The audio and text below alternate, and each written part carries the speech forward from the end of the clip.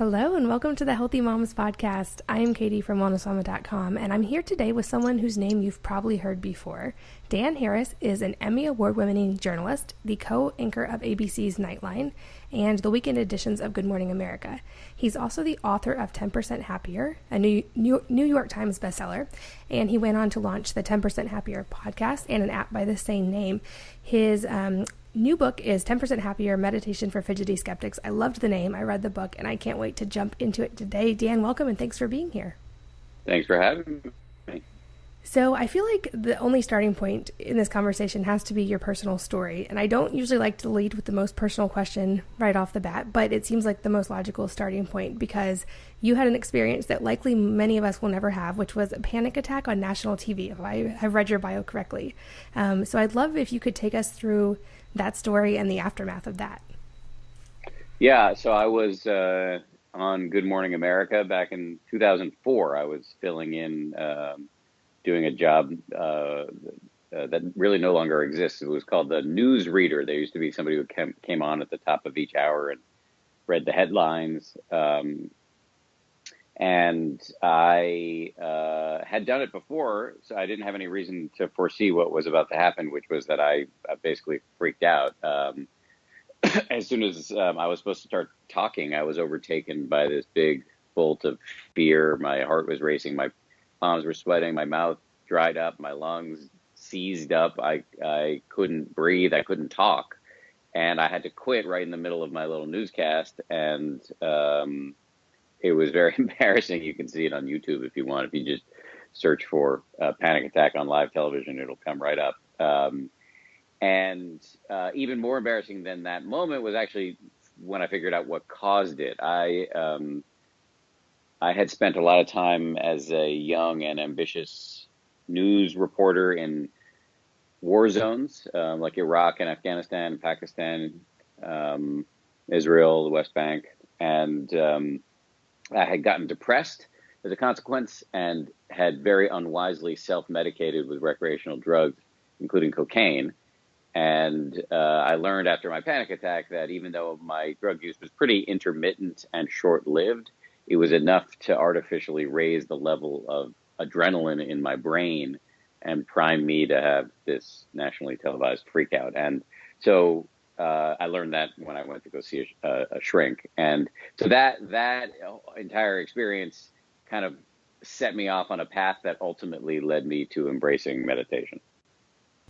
That's amazing. And I would say, like a lot of people, that could be an experience that would be tough to come back from. And I love that you've come back and made it something positive, because I actually had a near panic attack as well, not on live TV, in fact, just in the isolation of my own home. But it really is a scary experience. And for me, at least, like you really kind of wonder if you're dying, and it really throws you off for a while. So I'm guessing it wasn't just that you woke up one day and then were an expert meditator and perfectly fine. So what did that journey look like to get back to kind of homeostasis and then beyond that? Well, I think I reached homeostasis, frankly, without meditation. I really, stopping doing cocaine was the pretty big variable in terms of helping me not have panic attacks anymore. And I did that quite rapidly, and also did traditional psychotherapy for many, many, many years with the doctor who helped me after the panic attack. And, so those lifestyle changes really kind of helped me feel much better and get the panic under control. But years later, the same doctor, when listening to me complain about whatever the stresses of being a news reporter and whatever, it came up. The issue of meditation came up, and as it happened, I had actually been doing some reading about it, and so I decided to give it a shot, even though I thought it was complete baloney.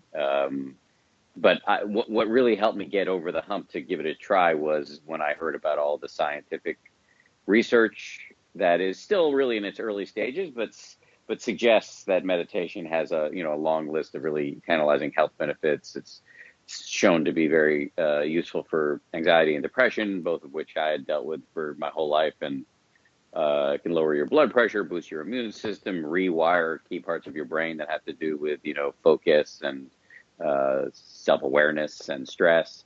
And so when I learned that, that's what got me over the hump and helped me start meditating.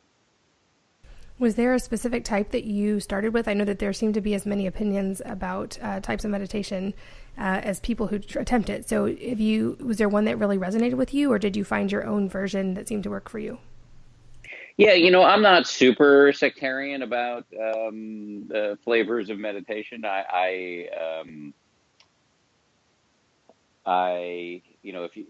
think people should sniff around and find the one that works best for them. But for me, I was drawn to what's called mindfulness meditation, which is the kind of meditation that has been the subject of most of the scientific research.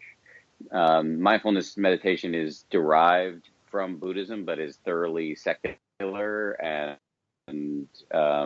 there are no metaphysical claims or anything like that. And as the child of two scientists and the spouse of another scientist, I was not good enough at math to be a scientist myself, but I respect it, and I'm not particularly, I'm not really spiritual in the traditional sense, and so for me, that kind of meditation really appealed, and as opposed to some of the others where it can get a little sort of, there can be some more add-ons, let's just say. So mindfulness meditation is the bottom line. That's really what and what I talk about when I talk about meditation publicly. But again, I do not denigrate other forms of meditation unless they involve something, unethical. Got it. And so your book, your podcast, and your app, they all use the 10% happier. So explain that. Explain why only 10% happier and how you came up with that. Was that a metric that you used during learning to meditate yourself that was helpful, or why 10%? Yeah, it's really just a joke. It's kind of half serious, but there was a moment, just to back up, I started meditating in 2009. So that was a little before the current meditation craze. I often joke, it was the first time in my life I've ever been ahead of a trend. When people I knew learned I was meditating, they would make fun of me. And one day I was having a conversation with one of my colleagues, a very close colleague with whom I'm still very close, and she kind of was like, "What is going on with you and meditation? Why are you doing this?" And I kind of out of nowhere said, I do it because it makes me 10% happier. And I could see that the look on her face changed from disdain to something approaching interest. And I thought, okay, well, this is how I'm going to talk about this now. And my view is that meditation has too often been talked about in really lofty, grandiose ways that are off-putting to skeptics. And so my approach is to kind of dial down the rhetoric a little bit and talk about it from the perspective of a skeptical, ambitious person. And I use a lot of swear words and tell embarrassing stories. So it was just like a different way to approach it. And also, as a reporter, I had spent a lot of time reporting on the self-help movement, which is, in my view, a howling sea of bullshit, which, where you got people promising, miracle cures and, you can fix all your problems through the power of positive thinking and blah, blah, blah. And so I think there's kind of a really pernicious force in the culture. And so 10% happier was in some ways my attempt to counter program against that. I love that. And I actually have a background. My initial degree was in journalism as well. And like you, I believe I heard you quoted one time saying that you would consider yourself allergic to woo, and I'm the same way. But like you explained, there's a lot of science and just plain logic behind meditation and calming the mind. And I think you're right. I think maybe meditation kind of got lumped in with some of the self-help stuff, at least in the beginning, and wasn't considered credible for a long time because of that. But now definitely seems to be more mainstream. I love that you were ahead of the trend, though. And I think that another point that maybe you can give some advice on overcoming, because I've tried to start meditating many times, and either like don't make time for it or get bored with it or feel like I'm not doing it right. So I'm curious, when you started integrating that into your life, were there things that made it that were helpful for you to actually stick with it, and to be consistent? So you just addressed two of the biggest concerns of wannabe meditators. One is a fear that you're not doing it right, and the other is just like finding time to fit it into your life. Those are the two biggest obstacles to establishing a meditation habit. So I'll tackle them sequentially. Um, this There is a really unfortunate misconception around meditation that it involves magically clearing your mind. So I hear from people a lot who say, I get it, meditation is good for you, but I can't clear my mind. Um, Often they say, you don't get it. My mind is so busy, as if these people are sort of like, have this completely unprecedented level of mental activity.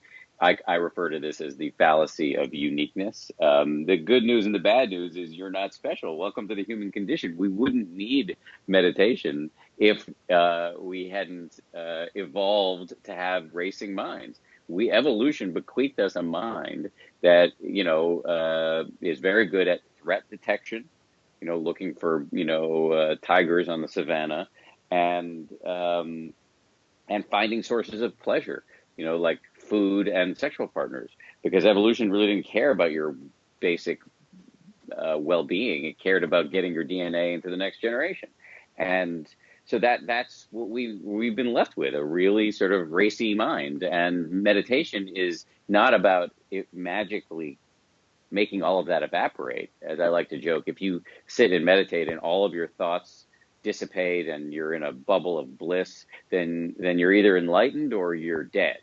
The goal of meditation is not to clear the mind, because again, that is impossible. The goal of meditation is to focus the mind for nanoseconds at a time, and then when you get distracted, you start again and again and again. So, what is mindfulness meditation? It essentially involves three basic steps. The first is find a reasonably quiet place, sit with your eyes closed. It helps to have reasonably good posture so that you don't fall asleep. Although if you fall asleep, worse things could happen. Um, if you don't like closing your eyes, it's also fine to keep them open a little bit and kind of gaze neutrally at the floor. The second step is to bring your full attention to the feeling of your breath coming in and going out. You're not thinking about your breath. You're actually just feeling the raw data of the physical sensations of, your belly rising and falling, or your chest rising and falling, or the air coming in and out of your nose. Helps to pick one spot. And the third step is the key, and it really addresses this concern that you and many other people have, which is, as soon as you try to do this seemingly easy thing of just feeling yourself breathing, your mind will go nuts. You'll start thinking about what's for lunch, where do gerbils run wild, why did Dances with Wolves beat Goodfellas for Best Picture in 1991, blah, blah, blah. And the whole goal is to see when you've become distracted and to start again and again and again. And that, every time you do that, is a bicep curl for your brain. And this is what shows up on the brain scans of meditators. So meditation does not involve reaching some special state. The act of noticing you've become distracted and starting again, that is meditation. And when you see that you've become distracted, that is a victory. That is not a failure. Many people, when they notice they've become distracted, they let their ego tell them a story about how they're failed meditators. But actually, this is a win. And why is it a win? Because when you see how crazy you are, the craziness owns you less. And that is what we're doing in meditation. We're becoming familiar with how chaotic our minds are, how it's a stew of thoughts, urges, emotions. And when you don't see this stuff clearly, it owns you. And what we're doing in meditation is cutting the strings of the malevolent puppeteer of our ego, so that we can have a little bit more freedom in the face of all the stimuli that arise both internally and externally. And so the second thing you mentioned was finding the time to do this. Well, actually, you mentioned something else, so I should get at too, which is you get bored of it. So boredom is just another thing to see.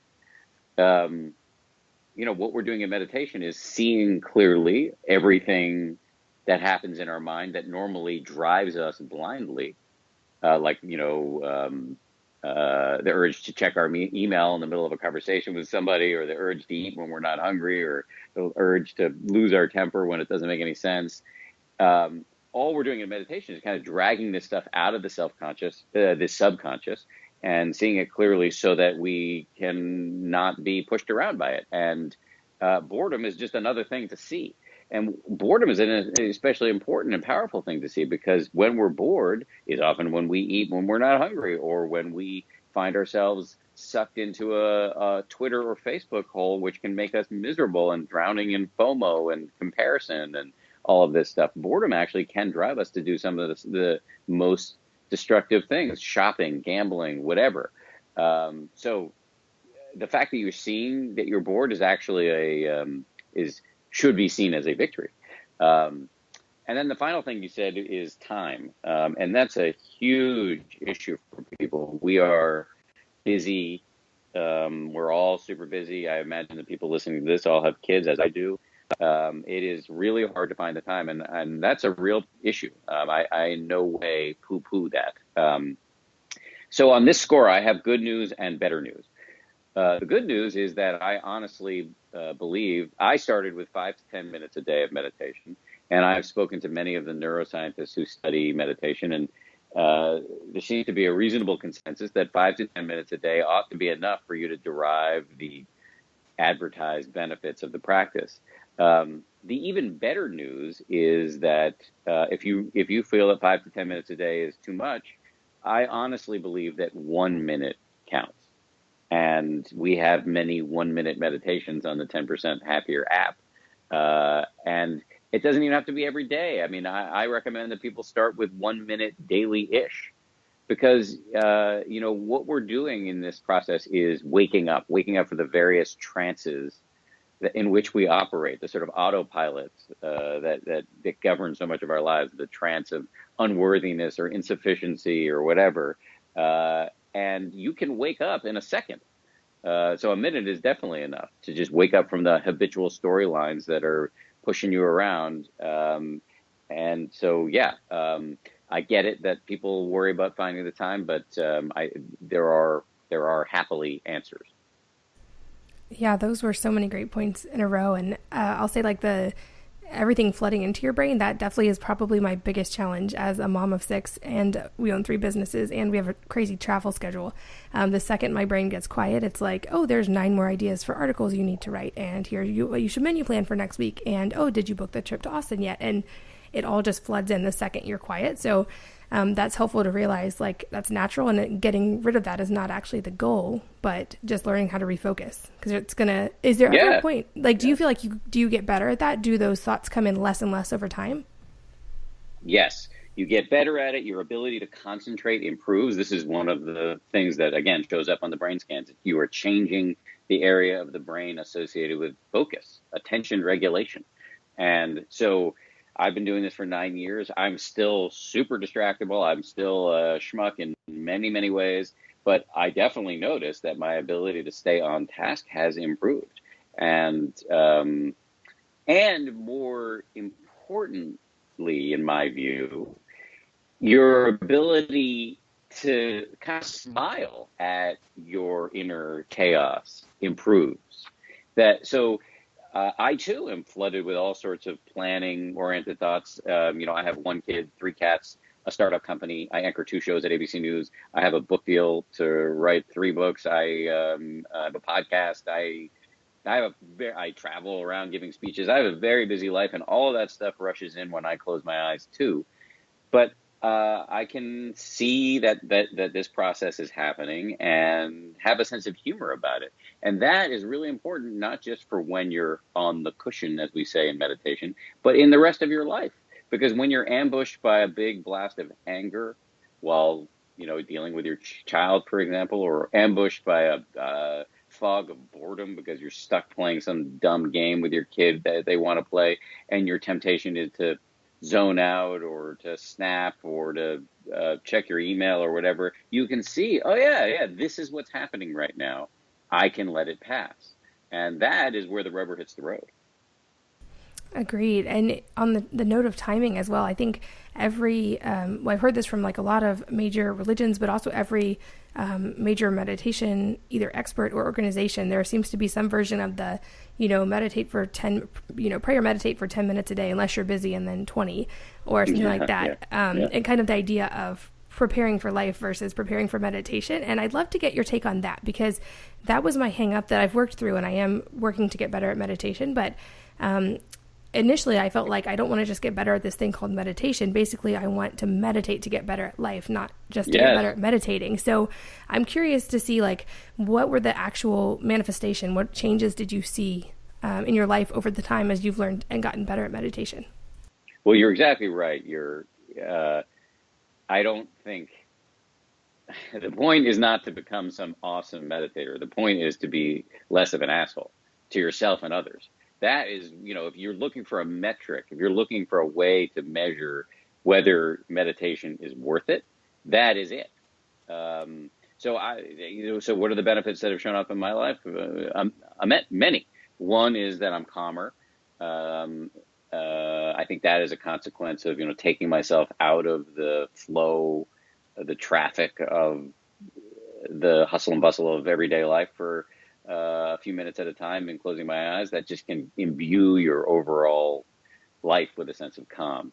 Two, we've discussed this, I'm more focused. I'm still, again, it's not uncommon to walk. You could catch me walking down the hallway while looking at my email. So I definitely have bad habits, but I'm less prone to do that. And I'm better at listening to people and doing the work I need to do and being productive.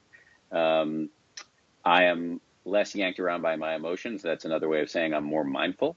And that, to me, is the big one, that, I still experience plenty of anger or distraction or desire, but 10% of the time, maybe more, I can see that it's happening and let it pass, as opposed to just biting the hook and getting yanked around by it. And then I would say that all kind of adds up to being less of an asshole, that again, to yourself and others. And, but again, it does not mean that I'm perfect. My wife, I make the joke that if you had her on the line right now, she would give you her 90% still a moron speech about me. So perfection is not on offer here, but you can get better.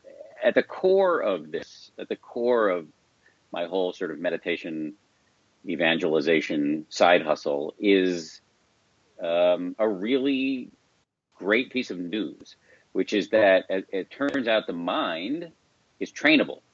All the things we want the most: calm, happiness, generosity, compassion, self-awareness. These are not factory settings that cannot be tinkered with. These are skills that are trainable. That's what the science around meditation is showing us. And that's a radical and empowering notion. And that's why I do this thing. And that's why I try to help other people see that it's a possibility for them too. That was probably my favorite part. My favorite takeaway from your book was the idea that happiness is a skill and one that you can train and develop, because I think that alone, if people only took that one part, that changes our society drastically. We know things, like we know that community and friendships are really important to health, and that, in fact, that's statistically more important than quitting smoking, and it's twice as important as regular exercise. And the experts think this is in part because of that happiness factor and because of stress relief. And so to that end, if meditation can accomplish that and help us train the brain, I think it has a drastic ripple effect across society. But can you just delve into that a little bit more, the idea that happiness is a skill? Because I think so many people are waiting for an external validation of happiness, or something to happen in their life, or a move, or a new job, or something that's going to improve their life, versus choosing to be happy. Yeah, I wish it was as simple as just choosing. I think it's more like a training. But it is true that there's this kind of primordial lie that we tell ourselves, and I'm guilty of this too. It's certainly most of my life before meditation, I did it a lot, and I still do it. This primordial lie that as soon as we get the fill in the blank, the next promotion, the better house, the boyfriend, our kid gets into school, whatever, then everything's going to be fun. That will finally do it for me. But we know that it doesn't work out that way. I mean, my meditation teacher likes to ask people, how many cupcakes have you had? How many vacations? How many lattes? How many job promotions? And are you done? Of course not. We're insatiable. And in this way, the pursuit of happiness that is enshrined in our founding documents in the United States, that can become a source of our unhappiness. And what meditation offers is a way to surf the impermanence and entropy that is human existence in a more easeful way. And but just like when you're working on your bicep in the gym, you got to go to the gym, you got to do the work. I don't think it needs to suck up 2 hours of your day, but you do need to do the work. But again, the good news is it can be enjoyable, and it can really pay off. I've challenged people for a long time. I've issued this public challenge, which is meditate for a month, and if you find it to be completely useless, then send me a note on Twitter and tell me I'm a moron. Never once has somebody sent me that note. People tell me I'm a moron all the time on Twitter, but not for that. And so I would just issue that challenge to your listeners. Give it a try.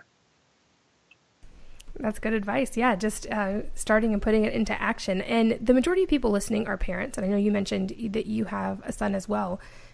Is this something that can be done in a family environment, or something that we can start with our children when they're young, just keeping that mindfulness and that awareness? Because in some ways, I feel like kids actually can be better at this than adults sometimes. They tend to be able to focus much more on the present moment. But is it something that you do with your family at all? So my son's 3. I think getting him to sit and do formal meditation is not like going to be super successful. That being said, there are techniques for teaching preschoolers and definitely grade schoolers and high schoolers and college students how to meditate. I'm not an expert, and I actually plan on researching and writing a book about this at some point. But there are lots of people out there doing this, and lots of great books about this. And so yes, kids can meditate. I'm not your guy for that yet, because I haven't yet done the work. What I find personally, though, is that rather than lecturing your kid about meditating, if you want to have mindful children, the most powerful modality is to model that behavior, and to do the meditation yourself, and let them come to it on their own. So, I hope my son knows that I meditate, and I don't think he fully understands what it is, but he knows that's something Daddy does, just like Daddy and Mommy go to the gym, and et cetera, modeling these healthy habits for him, so that eventually he will come to them on his own, and hopefully seeing us, handle life's stresses with some equanimity will be a powerful thing for him. I mean, I just think back to my own childhood. I do nothing these days that my parents told me to do. For example, they wouldn't let me watch television. I now work inside the television. But I do everything that they modeled. I have a healthy marriage like they do. I have meaningful work like they do. I exercise. I have an abiding exercise habit, which I watched them do throughout my entire childhood. I try to treat people with kindness, which again, I saw them do throughout their lives. Those were the more powerful lessons for me, the unspoken behaviors that they modeled. And so ultimately, I do want my kid to meditate, but I don't want to be in the position of finger wagging. I'd rather have him see something attractive about my behavior and do it himself. One final thing I'll say is that I have gotten into the habit a little bit of when I'm putting him to bed, which usually is a task that falls to Mommy for a variety of scheduling reasons. But when I do it, I'll often sit in the room and meditate while he's falling asleep, which I like to do. And, he finds it comforting to know that I'm there.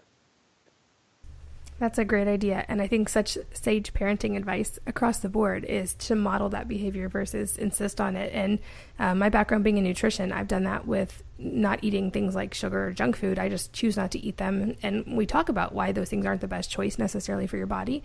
And I've watched that my older kids typically choose not to eat those foods. And it's not because I tell them they can't, but it's because they understand and they see it. So I think that's a brilliant piece of parenting advice. And I'm guessing there are people listening who, like me, have always kind of avoided the meditation idea, thinking it was more like woo and more in the realm of kind of the esoteric, whereas you've made a strong case for it being scientifically backed and very logical. And I'm guessing there are people who want to get started, and you have some tools for this. So can you, if someone is ready to jump in and wants to get started, what do they do? Yeah, so it doesn't need to be a big deal. There are lots of ways to get started. You can buy a book on the subject. There are lots of good how to meditate books. I'm obviously partial to my own Meditation for Fidgety Skeptics, but there are plenty of others. You can get an app. There's been a proliferation of great apps that teach you how to meditate. Again, I'm partial to my own, which is called 10% Happier, but by no means of the view that, it's the only one, because there are plenty, and and the ones I've seen are all really good. So shop around. Another thing is to go to a class. Most major metropolitan areas have meditation centers. Increasingly, we're seeing a proliferation of secular meditation centers. So in like New York City, LA, Austin, Texas, Miami, you've got these secular meditation centers, but in many cities also they have Buddhist centers. I would say don't be too worried about the whole Buddhist thing. I would call myself a Buddhist, even though I'm an atheist, and I think more of Buddhism as something to do rather than something to believe in. And basically the thing you do is meditate and also try to live ethically. So yeah, that should cover it. It doesn't, it shouldn't be some big expensive, elaborate thing that you're adding onto your life. It can be just an exercise that you layer onto your existing schedule and give it a whirl. I will say that I learned a lot in writing this recent book about habit formation and behavior change. And again, I talked earlier about how the evolution bequeathed us a mind that is not really particularly good at like long-term health planning or even just basic happiness, because it really only cared about, avoiding dangers and finding the sources of pleasure that will propagate the species. So as it turns out, healthy habits are really hard to form. And I just think knowing that going into this process is really liberating. The only way from what I can tell, to establish an abiding healthy habit is to approach it with a sense of experimentation. And so just go into meditation knowing that you're going to stop and start.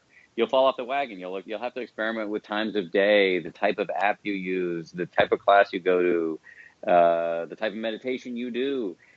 Just be okay with quote unquote failure, because that's what it takes in order to start a habit. And just as an example, I have for a long time had a desire to stop eating meat for ethical reasons.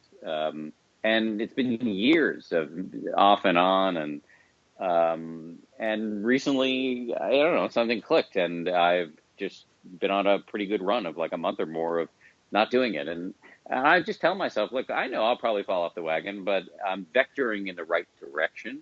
And I find this psychology is much more conducive to success. Yeah, and so logical, because you see that in health especially. It's the age-old idea of someone's going to go on a diet and then they fall off the wagon, so they might as well eat bad for the rest of the day, and they'll start again tomorrow, or they're going to start again on Monday. And if you take that away and it's just every day is a new day, it takes the stress of that off. And I think that's a great point and a great place to start. And I will make sure that we have links to your books and your app in the show notes for anyone who wants to find them. Of course, they're also on Amazon, I'm sure, if people want to look there. But I will also publicly commit that I just downloaded your app, and I will commit to 30 days. And I have a feeling I won't end up needing to tweet you and call you a moron. But I love that you're spreading the word about this. I think it is so important. And I love especially that you are bringing you're kind of pulling it away from any religious overtones and just making it a logical, easy daily practice, no matter where someone's coming from, and just kind of spreading the word. And like you said, I think you could probably win against all of us when it comes to comparing who's the most busy. So in that sense, if you can do it, all of us can do it. Thank you very much. I appreciate it. Thank you for saying all of that. And Dan, thank you. I know you are incredibly busy and you probably have shows to go host, but I appreciate your time and being here. I really enjoyed the book. I'd encourage anyone listening to pick it up. It was a fun read and a good read. And thank you for your time and your wisdom. Thanks for the great questions and having me on. I appreciate it. And thanks to all of you for listening. And I hope to see you next time on the Healthy Moms Podcast.